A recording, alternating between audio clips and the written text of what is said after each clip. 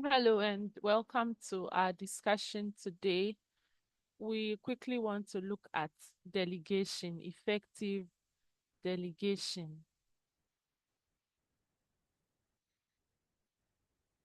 For our outline, we'll be looking at the principles of delegation. We'll discuss the trust in leadership, strategies for assertiveness, and setting boundaries. And then we'll also look at how to say no politely. Okay, so these are our discussion points for today. So if we say delegation, right, delegation simply means assigning responsibility with authority. Okay. So if, for example, an activity has to be done by you, but for some reason you cannot complete the action or you cannot do whatever it is that has to be done, and you find someone else who can get the work done, right? You've assigned that responsibility to them to do for you. Once you give them the responsibility to do the work for you, you also give them the same authority that you would have if you were doing the work by yourself. Okay, so delegation means assigning responsibility together with authority. So every time you delegate a task, what it means is that you've assigned that responsibility to someone else, and you have also given them the authority to get the work done. And the purpose for delegation is to optimize workload, right? So that if there are a lot of things that you have to do, you are able to quickly shed off some load by delegating tasks to other people. So, one purpose for delegation is to optimize workload. It also helps to develop the capacity of your team members. So, for example, if the team lead or the one who is in charge of the team delegates his or assigns a responsibility to someone else or delegates someone to take care of a task, what you are doing is that you are indirectly training that team member with that task that you have assigned to them, so that if they are able to complete the task effectively, then you have succeeded and you've been able to train that team member on that particular task. It also helps to focus on the strategic tasks. So, for example, if you assign the small tasks to other team members, then the leader can focus on other more important or long-term tasks or strategic tasks, so that the other minor ones are delegated to other team members. Okay, so delegation is actually a strategic decision. The choice to assign responsibility to someone else. It's not just the fact that you are shifting um, tasks, or you don't want to do the work that has been assigned to you. All right. But it is a strategic decision where an individual, based on prevailing circumstances, tries to get other people to perform a task so that they would focus on other things, right? So, at what times do you delegate? When and how do we delegate, right? It's important that when you are delegating, you match the task to the individual skills. You wouldn't want to put a square peg in a round hole. So it's important that you know all the people you are working with and ensure that you are able to get the right person to perform a particular task before you delegate. Otherwise, you will delegate a task and you realize that they will not be able to complete the task effectively. So get to know the people involved and know whether or not they will be able to complete the task, right? And then it's also important that when delegation is being done, you communicate clearly, right? Communicate clearly using the 5 W's and the 1 H. All right. Try to answer all the questions when the work has to be done, what exactly has to be done, where it has to be done, okay, who has to do it. All right. And then I've done where, what, why, and then why the work has to be done. Okay, so you answer all those questions with the 5 W's. And then the last one, which is the 1 H, is how the work has to be done. So you ensure that you communicate clearly by answering all the questions around the work that has to be done. So you can use the 5 W's and the 1 H to guide your communication. And then it's also important that when you are delegating, you involve other people in the decision making process, right? So ensure that you involve other team members in the decision making, because you are limited to what you know about individuals.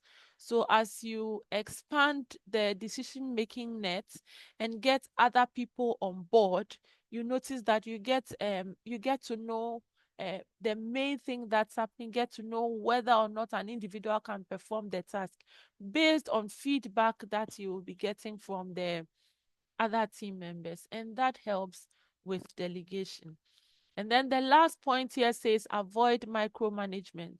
Once you delegate a task to someone, it is important that you allow them space and time to complete the task. That's why it's important to get someone whose skills matches the task or matches the work that has to be done. Okay. So you ensure that the skills of the people match the work that has to be done, so that once you delegate the task to the people involved, you can step back a bit and give them time to complete the work rather than checking up on them every second to be sure that they are doing the work. Okay, so you have an example of a team lead that's assigning a report to a junior analyst with strengths in data analytics. Okay, so for example, you have a group of people and you know one has a strength in communication. So that person is delegated to be the one to present for the entire team. All right, that's how to delegate. Then we look at the role of trust when it comes to um, delegation, right? It is important that when you are delegating a task, okay, it should be based on competence, it's based on integrity, and then it is based on benevolence. So competence, integrity, and then benevolence.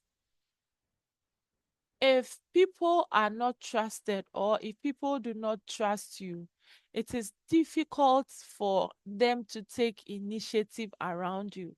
So, for example, if you are working with people in a team and they do not trust your judgment, or they feel that you do not trust them, it is difficult for them to take initiative on tasks. Okay, so it's important that these employees feel um, trusted, right? Another thing to note is that before an individual will be able to communicate effectively, then they should know in their minds that they are safe. Okay, they should know that where they are trusted, and they also trust the people around. Okay. And when that happens and you delegate people to perform tasks, they are able to do it and do it well. All right. So for delegation to be effective, trust plays a major role for the one delegating the task and also for the one who is accepting the delegation role.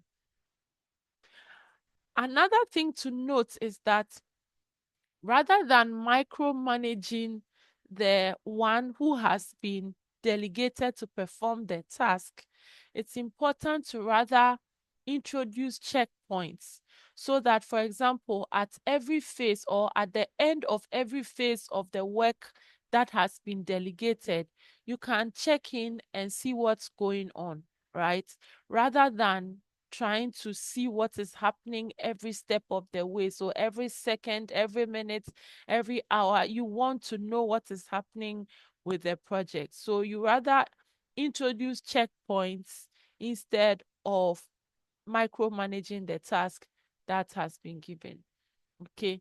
Once you start micromanaging, it's important to note that you are killing the sense of ownership that people have concerning the work that is being done. Okay. So, as much as possible, micromanagement should be very minimal when it comes to delegation, right? Then we look at assertive communication. Assertive communication basically is where an individual is able to express exactly what they need and what they want, or they are able to express their rights without fear and without any feeling of um, doubt of themselves. Okay, so if we say assertive behavior, then it is a balanced expression of needs and also rights. Okay. Assertive communication is such that it avoids extremes of passive or aggressive behavior. So on one hand, assertive communication is not so passive or it's not so relaxed about communicating their needs. And it's also not too aggressive about communicating whatever it is that has to be communicated. All right. But it says whatever it is that has to be said, just how it is. Okay. Expresses the need or the right or whatever it is without any passivity or any aggressive behavior. And assertive communication builds confidence as well as mutual respect. So it's important that as we delegate, we are able to communicate assertively, all right? Not being so passive and also not being so aggressive, but finding a balance in the middle, okay, where you are able to express yourself like you should. Then we look at setting boundaries, right? Setting boundaries as such basically mean introducing some limits, okay, to what you can do and what you cannot do. And these limits are set by yourself, not any other person.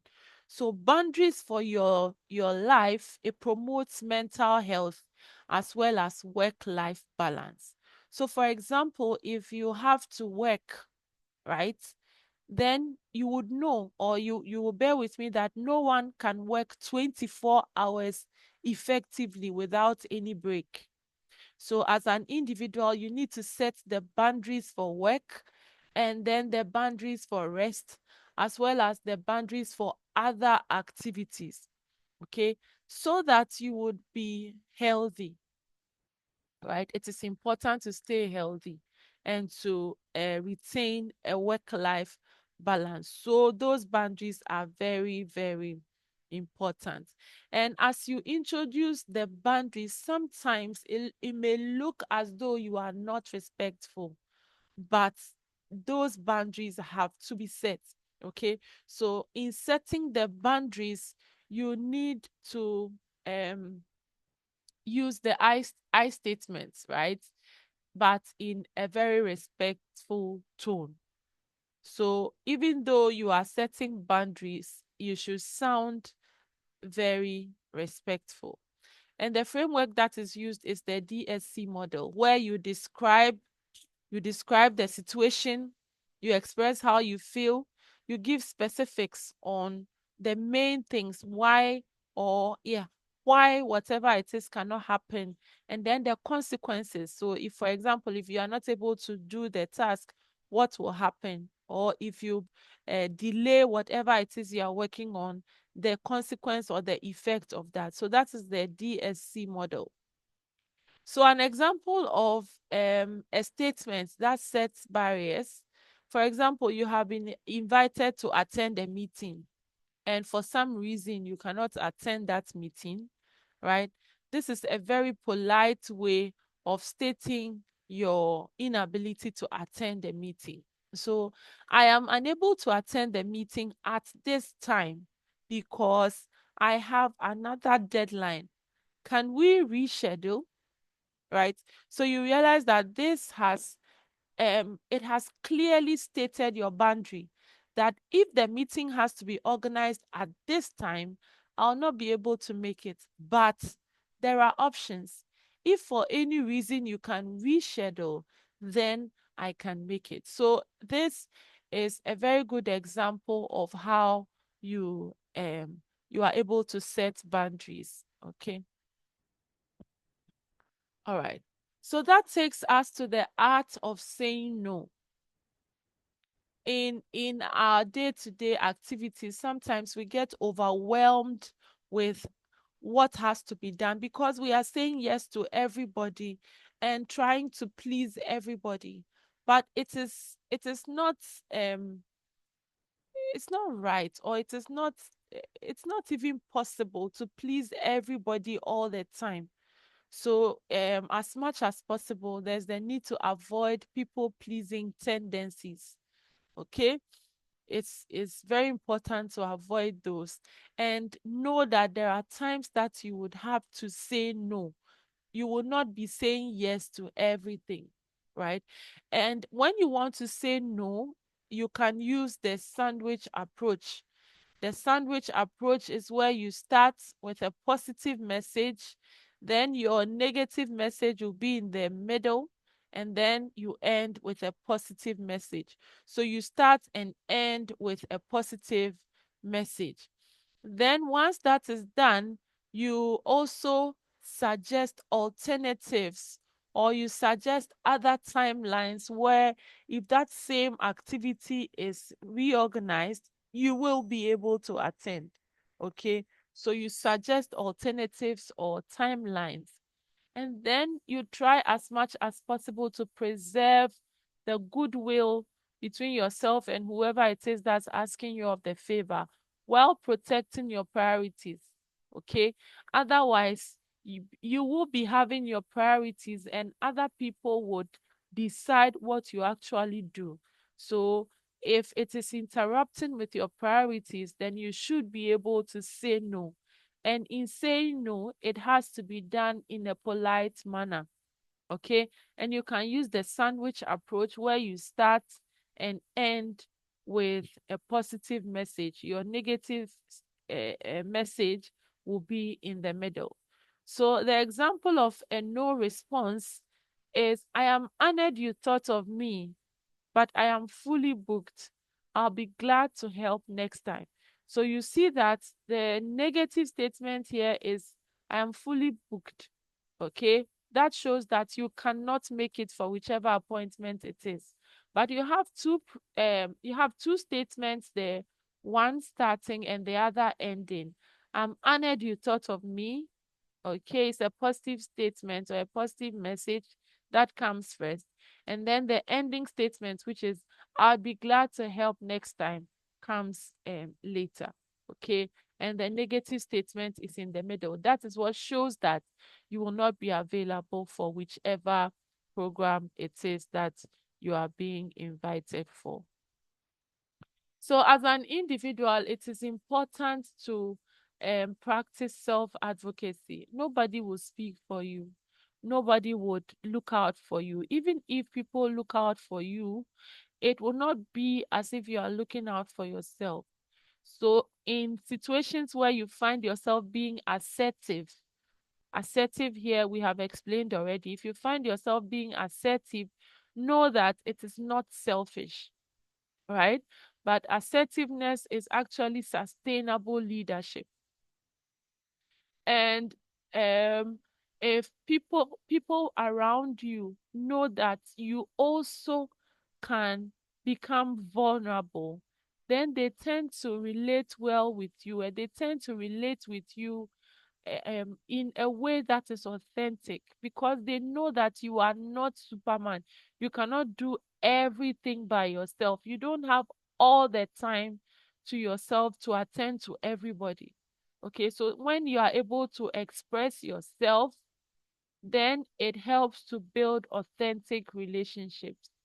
And then, as much as possible in all of this, it's important that you maintain professionalism. Okay, so you are saying no, but in a very polite way, such that another time it's possible that you will be approached again. But it's not like you say no, and the way you say the no is such that no one can approach you again with any other request, right? So to conclude, we have said that it's important to delegate. And once you are at the task of delegating, you should delegate with clarity and trust, right? And then it's also important to communicate assertively, not aggressively and not passively. So you are not passive, you're also not aggressive, but you have to communicate assertively and set boundaries to safeguard your well-being. Otherwise, people would be pushing on you tasks, and every time your table will be full because there are a lot of things to be done. And then finally, saying no can be constructive and respectful. One way to do that is the sandwich approach, where you have a positive message first, a positive message at the end, and then your negative message is in the middle.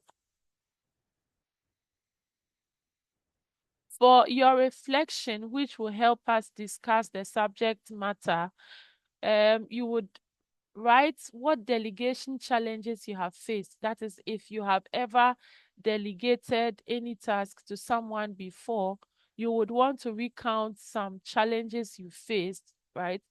And then how do you usually respond when you are overcommitted? So if you realize that you are into a lot of things, how do you usually respond? What do you do?